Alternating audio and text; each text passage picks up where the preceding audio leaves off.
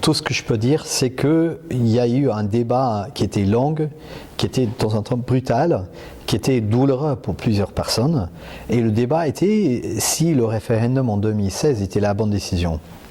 On a eu une élection au mois de décembre et le nouveau Premier ministre, M. Boris Johnson, a gagné une victoire écrasante. Donc là, la question de si ou non pour le Brexit, elle est terminée. Il y aura la Brexit à la fin de ce mois et à la fin de cette année, c'est la fin de la période transitoire. Et s'il n'y en a pas un accord entre le Royaume-Uni et l'Union européenne, le Royaume-Uni va sortir sur les termes de OMC.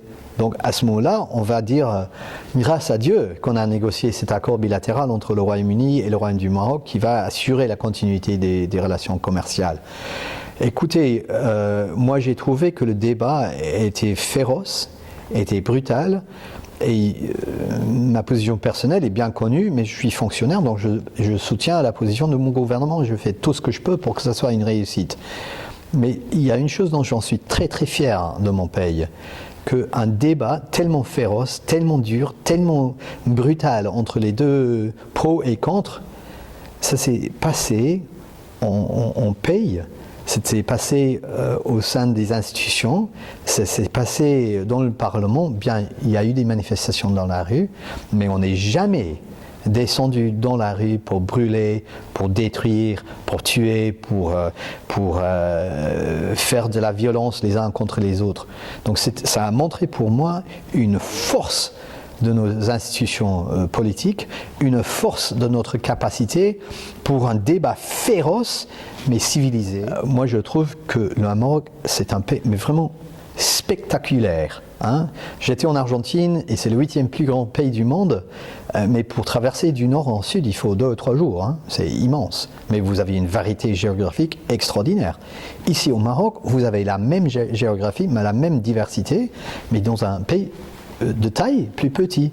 Donc vous avez un joyau ici, mais il faut le valoriser. Imlil.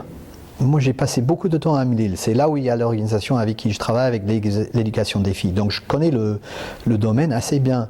Et j'étais à Lada Takohoust quand j'ai entendu les nouvelles, et je me suis mis dans la voiture, je suis allé directement à Imlil pour être avec les peuples du village. Et je ne me suis pas rendu compte de l'effet que ça allait avoir. C'était vraiment, ils étaient touchés que je sois là, mais c'était pas venir regarder un peu comme un touriste, c'était vraiment pour être avec les gens de l'Imlil. Moi je suis venu ici la première fois en 98 et je vois la différence entre 98 et 2017. 19 ans, c'est pas beaucoup dans l'histoire d'un pays qui a une histoire aussi longue que le Maroc.